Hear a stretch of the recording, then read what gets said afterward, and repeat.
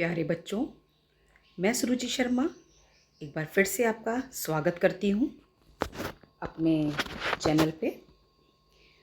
मेरे पहले वीडियो में आपने जाना जॉर्ज पंचम की नाक के लेखक कमलेश्वर के बारे में, उनकी रचनाओं के बारे में और उनको मिलने वाले पुरस्कारों के बारे में। इस वीडियो में हम पढ़ते हैं जॉर्ज पंचम की नाक। ये व्यंग है कमलेश्वर जी का। इसको कैसे पढ़ना है, इसका आदर्श वाचन मैं आपको करके बताती हूँ और बीच बीच में अर्थ भी स्पष्ट करती जाऊंगी। यह बात उस समय की है जब इंग्लैंड की रानी एलिजाबेथ द्वितीय मैं अपने पति के हिंदुस्तान पधारने वाली थी। मैं अपने पति के मतलब पति के साथ हिंदुस्तान आने वाली थी। अखबारों में उनकी चर्चा हो रही थी। रोज लंदन के अखबारों से खबरें आ रही थीं कि शाही दौरे के लिए कैसी कैसी तैयारियां हो रही हैं।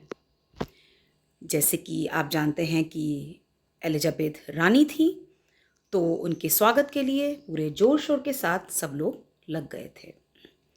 रानी एलिजाबेथ का दर्जी परेशान था कि हिंदुस्तान, पाकिस्तान और नेपाल के दौरे पर रानी कब और क्या पहनेंगी। उनका सेक्रेटरी और शायद जासूस भी उनके पहले ही इस महाद्वीप का तूफानी दौरा करने वाला था। तूफानी दौरा मतलब कि एकदम से आनन फानन से उनके आने के पहले सारा पता लगा लेना चाहता था। जिस जगह पर वो आ रही थी, हमारे देश में वो आ रही थी, पाकिस्तान भी उनको जाना था और नेपाल भी उनको जाना था। आखिर कोई मजाक तो था नहीं। जमाना चूंकि नया था, फौज फाटे के साथ निकलने के दिन बीत चुके थे, इसलिए फोटोग्राफरों की फौज तैयार हो रही थी। इंग्लैंड के अखबारों की कतरनें हिंदुस्तानी अखबारों में दूसरे दिन चिपकी नजर आती थी। मतलब कुछ ऐसे समाचार जो उस वक्त इंग्लैंड के समाचार पत्रों में छपते होंगे, क्योंकि वो महारानी कहाँ की थी? इंग्लैंड की थी। तो उनकी कुछ कुछ खबरों के अंश हमारे अखबारों में भी देखने को मिल जाया करते थे। जैसे कि रानी ने एक ऐसा हल्के नीले रंग का सूट बनवाया है जिसका रेशमी कपड़ा हिंदुस्तान से मंगाया गया है। करीब 400 पाउंड खर्चा उस सूट पर आया है। आप ये देखिए कि अभी भी इस तरह की पत्रकारिता आपको देखने को मिल जाती है, जिसमें किसी भी प्रसिद्ध व्यक्ति की व्यक्तिगत जीवन के बारे में बातें हमें सुनने और पढ़ने को मिलती हैं। रानी एलिजाबेथ की जन्मपत्री भी छपी, प्रिंस फिलिप के कारनामे छपे, और तो और उनके नौकरों, बावर्चियों, खानसामों, अंगरक्षकों की पूरी जीवनियां देखने में आई। शाही महल में रहने और पलने वाले कुत्तों तक की तस्वीरें अखबारों पे छप गईं। ये एक व्यंग है। मतलब उनसे संबंधित जितनी भी चीज़ें, चाहे वो महत्वपूर्ण थीं, चाहे वो महत्वपूर्ण नहीं थीं, सभी उस समय अखबारों में छपने लगी।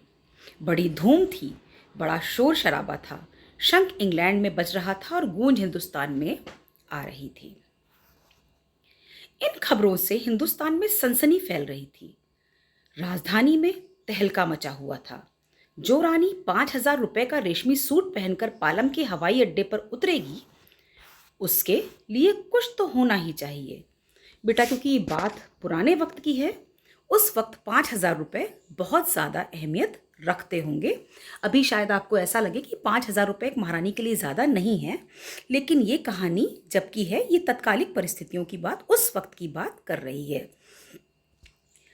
कुछ क्या, बहुत कुछ होना चाहिए। जिनके बावर्ची पहले महायुद्ध में जान हथेली पर लेकर लड़ चुके हैं, उसकी शान शौकत के क्या कहने। और वही रानी दिल्ली आ रही है। नई दिल्ली ने अपनी तरफ देखा और बेसाख्ता, देखिए बेसाख्ता के ऊपर एक लिखा है, इसका अर्थ देखिए हमें नीचे मिलेगा। बेसाख्ता का अर्थ होता है स्वाभाविक रूप से। वैसे जब अभी पाठ का अंत हो जाएगा, मैं आपको सारे अर्थ, शब्दार्थ एक साथ बताऊंगी। तो बेसाख्ता मुंह से निकल गया, स्वाभाविक रूप से मुंह से निकल गया। वो आए हमारे घर, खुदा की रहमत, कभी हम उनको कभी अपने घर को देखते हैं। मतलब कि बड़े बड़े अफसरान, दिल्ली शहर में हमारे उस वक्त के सत्तारूढ़ लोग अपनी खुश नसीबी समझने लगे कि महारानी हमारे देश में पधार रही हैं। और देखते ही देखते नई दिल्ली का काया पलट होने लगा। मतलब चारों तरफ उनके स्वागत की तैयारियां होने लगी, शहर को सजाया जाने लगा। और करिश्मा तो यह था कि किसी ने किसी से नहीं कहा, किसी ने किसी को नहीं देखा, पर सड़कें जवान हो गईं, बुढ़ापे की धूल साफ हो गई। मतलब हर तरफ रंगो रोगन, पुताइयाँ, सफाइयाँ होने लगी। पूरे शहर का नक्शा बदला जाने लगा। इमारतों ने नाजनीनों की तरह श्रृंगार किया। नाजनीन का अर्थ देखिए फिर से नीचे, कोमलांगी। जैसे कोई नई नवेली युवा लड़की सजाई जाती है, वैसे ही इमारतों का भी स्वरूप बदल दिया गया जाती हैं। अब हम आ जाते हैं इस अनुच्छेद पे। लेकिन एक बड़ी मुश्किल पेश थी, वो थी जॉर्ज पंचम की नाक। नई दिल्ली में सब कुछ तो था, सब कुछ होता जा रहा था, सब कुछ हो जाने की उम्मीद भी थी, पर जॉर्ज पंचम की नाक बड़ी मुसीबत थी। नई दिल्ली में सब था, बस नाक नहीं थी। इस वाक्य में बेटा दो अर्थ हैं। एक तो पहला अर्थ ये कि कोई मूर्ति जॉर्ज पंचम की रही होगी जो टूट गई थी, जिसकी नाक टूट चुकी थी। और दूसरा इसका अर्थ है सिर्फ नाक नहीं थी, मतलब कि हमारे हुक्मरान, हमारे आला अफसर जो ऊपर बैठे थे, उस वक्त अपने देश की प्रतिष्ठा दांव पर लगाकर एक अंग्रेजी महारानी की सेवा में लग गए थे। नाक क्योंकि प्रतिष्ठा का प्रतीक होती है। इस नाक की भी एक लंबी दास्तान है। इस नाक के लिए बड़े तहलके मचे थे, किसी वक्त आंदोलन हुए थे, राजनीतिक पार्टियों ने प्रस्ताव पास किए थे, चंदा जमा किया था, कुछ नेताओं ने भाषण भी दिए थे, गर्मा गर्म बहसें भी हुई थी, अखबारों के पन्ने रंग दिए गए थे। बहस इस बात पर थी कि जॉर्ज पंचम की नाक रहने दी जाए या हटा दी जाए। और जैसा कि हर राजनीतिक आंदोलन में होता है, कुछ पक्ष में थे और कुछ विपक्ष में, और ज्यादातर खामोश रहने वालों की ताकत दोनों तरफ थी। ये आंदोलन चल रहा था। आगे आ जाइए, देखिए इसी जमाने में यह हादसा हुआ। इंडिया गेट के सामने वाली जॉर्ज पंचम की लाट की नाक एकाएक गायब हो गई। हथियारबंद पहरेदार अपनी जगह तैनात रहे, गश्त लगती रही और लाट की नाक चली गई। रानी आए और नाक न हो, एकाएक परेशानी बढ़ी, बड़ी सरगर्मी शुरू हुई। देश के खैर ख्वाहों का मीनिंग भी देखिए नीचे, खैर ख्वाहों का मतलब है भलाई चाहने वाले। तो यहाँ पर व्यंग के रूप में अंग्रेजी शासन को खुश करने के लिए खैर ख्वाहों से यहाँ मतलब है देश की भलाई चाहने वाले, मतलब जो देश के वेलविशर्स थे, उन सबकी एक मीटिंग बुलाई गई और मसला पेश किया गया कि क्या किया जाए। वहाँ सभी सहमत थे कि अगर नाक नहीं है तो हमारी नाक भी चली जाएगी। उच्च स्तर पर मशवरे हुए, दिमाग खरोचे गए और यह तय किया गया कि हर हालत में नाक होना तो बहुत ज़रूरी है। यह तय होती है एक मूर्तिकार को हुक्म दिया गया और फौरन दिल्ली हाजिर हो। मूर्तिकार यूं तो कलाकार था, पर जरा पैसे से लाचार था। आते ही उसने हुक्कामों के चेहरे देखे। अजीब परेशानी थी उन चेहरों पर, कुछ लटके, कुछ उदास और कुछ बदहवास। उनकी हालत देखकर लाचार कलाकार की आंखों में आंसू आ गए। तभी एक आवाज सुनाई दी, मूर्तिकार, जॉर्ज पंचम की नाक लगानी है। मूर्तिकार ने सुना और जवाब दिया, नाक लग जाएगी, पर मुझे ये मालूम होना चाहिए कि ये लाट कब और कहाँ बनी थी। इस लाट के लिए पत्थर कहाँ से लिया गया था। सब हुकामों ने एक दूसरे की तरफ ताका, एक की नजर दूसरे से मिली और कहा, यह बताने की जिम्मेदारी तुम्हारी है। मतलब सब एक दूसरे पे अपनी जिम्मेदारी थोपने लगे। खैर मसला तय हुआ। एक क्लर्क को फोन किया गया और उस बात की पूरी छानबीन करने का काम उसको सौंप दिया गया, उसके सर पे मार दिया गया। पुरातत्व विभाग की फाइलों पर के पेट चीरे गए, मतलब सारा कुछ खोजबीन कर लिया गया, सारी फाइलें निकाल ली गईं, लेकिन कुछ भी पता नहीं चला। देखिए फिर से व्यंग है सामने, फाइलें सब कुछ हजम कर चुकी थी, मतलब कहीं भी कुछ पता नहीं लगा। देखिए ये चित्र में आप देख सकते हैं, बैठक हो रही है। उसके बाद हुकामों के चेहरे पर उदासी के बादल छा गए। एक खास कमेटी बनाई गई और उनके जिम्मे ये काम दे दिया, जैसे भी हो ये काम होना है और इस नाक का दारोमदार आप पर है। आखिर मूर्तिकार को फिर बुलाया गया। उसने मसला हल कर दिया। वो बोला, पत्थर की किस्म का ठीक पता नहीं चला तो परेशान मत होइए, मैं हिंदुस्तान के हर पहाड़ पर जाऊंगा और ऐसा ही पत्थर खोज कर लाऊंगा।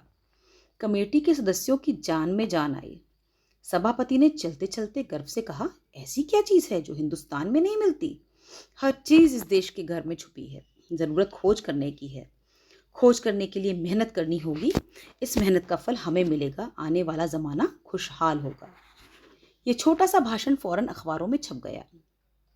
मूर्तिकार हिंदुस्तान के पहाड़ी प्रदेशों और पत्थरों की खानों के दौरे पर निकल पड़ा। कुछ दिन बाद वो हताश लौटा। उसके चेहरे पर लानत बरस रही थी। उसने सिर लटकाकर खबर दी, हिंदुस्तान का चप्पा चप्पा खोज डाला, पर इस किस्म का पत्थर नहीं मिला। ये पत्थर विदेशी है। सभापति ने तैश में आकर कहा, लानत है आपकी अक्ल पर। विदेशों की सारी चीजें हम अपना चुके हैं, दिल दिमाग तौर तरीके रहन सहन। अब हिंदुस्तान में बॉल डांस तक मिल जाता है तो पत्थर क्यों नहीं मिल सकता। देखिए, फिर से यहाँ पर लेखक ने एक प्यार व्यंग किया है। मूर्तिकार चुप रहा। सहसा उसकी आंखों में चमक आ गई। उसने कहा, एक बात मैं कहना चाहूंगा, लेकिन इस शर्त पर कि बात अखबारों तक ना पहुंचे। सभापति की आंखों में चमक आ गई। चपरासी को हुक्म हुआ और कमरे के सब दरवाजे बंद कर दिए गए। तब मूर्तिकार ने कहा, देश में अपने नेताओं की मूर्तियां भी हैं। अगर इजाजत हो तो आप लोग ठीक समझें। मेरा मतलब है, जिसकी नाक इस लाट पर ठीक बैठे उसे उतार लिया जाए। सबने उसकी तरफ देखा। सबकी आंखों में एक क्षण की बदहवासी के बाद खुशी तैरने लगी। सभापति ने धीमे से कहा, लेकिन बड़ी होशियारी से। और मूर्तिकार फिर देश दौरे पर निकल पड़ा। जॉर्ज पंचम की खोई हुई नाक का नाप सबके उसके पास था। दिल्ली से मुंबई पहुंचा। दादा भाई नौरोजी, गोखले, तिलक, शिवाजी, जहांगीर, सबकी नाकें टटोली, नापी और गुजरात की ओर भागा। देखिए, यहाँ पर महारानी को खुश करने के लिए जॉर्ज पंचम की नाक पे मूर्ति पर नाक लगाने के लिए ऊंचे दर्जे पर बैठे अफसरशाह अपने देश के शहीदों की मूर्तियां तोड़ने को भी तैयार हो गए थे। गांधी जी, सरदार पटेल, विट्ठल भाई पटेल, महादेव देसाई, सबकी मूर्तियों को देखिए। यहाँ पे इस वाले अनुच्छेद में आप देखेंगे सारे लोगों की मूर्तियों का वर्णन किया गया है कि एक एक करके सबकी मूर्तियां टटोली गई। फिर आखिरी पंक्ति में आ जाइए, सबकी नाकों का माप लिया, पर जॉर्ज पंचम की इस नाक से सबकी नाकें बड़ी निकली। नाक प्रतिष्ठा का प्रतीक है, इज्जत का प्रतीक है। इस लाइन से ये प्रकट होता है कि हमारे देश के शहीद, हमारे देश की नेता, सबकी प्रतिष्ठा उन जॉर्ज पंचम की प्रतिष्ठा से बहुत बड़ी थी। नाक सबकी बड़ी थी।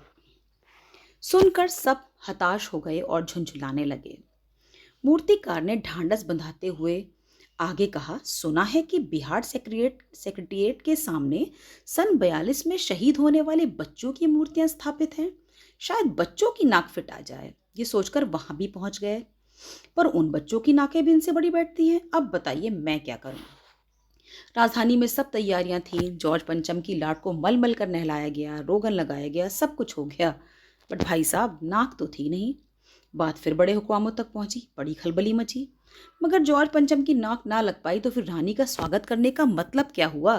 यह तो अपनी नाक कटाने वाली बात हुई। लेकिन मूर्तिकार पैसे से लाचार, यानी हार मानने वाला कलाकार नहीं था। एक हैरत अंगेज ख्याल उसके दिमाग में कौंधा और उसने अपने फिर से शर्त दोहराई। जिस कमरे में कमेटी बैठी थी, फिर से उसके दरवाजे बंद हुए और मूर्तिकार ने अपनी नई योजना पेश की। चूंकि नाक लगना एकदम जरूरी है, इसलिए मेरी राय है कि 40 करोड़ में से कोई एक जिंदा नाक काट कर लगा दी जाए। बात के साथ ही सन्नाटा छा गया। कुछ मिनटों की खामोशी के बाद सभापति ने सबकी ओर देखा। सबको परेशान देखकर मूर्तिकार कुछ अचकचाया और धीरे से बोला, आप लोग क्यों घबराते हैं। ये काम मेरे ऊपर छोड़ दीजिए। नाक चुनना मेरा काम है, आप सिर्फ इजाजत दीजिए। आखिरकार मूर्तिकार को इजाजत मिल गई।